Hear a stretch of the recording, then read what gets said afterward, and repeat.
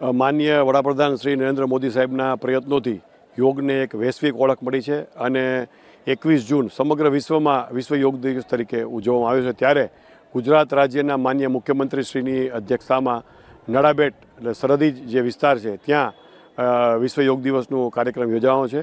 આપણા જિલ્લાની વાત કરીએ તો મુખ્ય કાર્યક્રમ છે એ સોમનાથ ચોપાટી ખાતે યોજાશે અને આની સાથોસાથ આપણું જે કોસ્ટગાર્ડ સ્ટેશન છે ત્યાં plus આદરી beach, જમજીર, Tulsi Shyam, Droneshwar, Mandvi beach જેવા સ્થળોએ આ જ તારીખે અને આ જ સમયે એટલે કે 6 વાગે યોગ દિવસની ઉજવણી કરવામાં આવશે।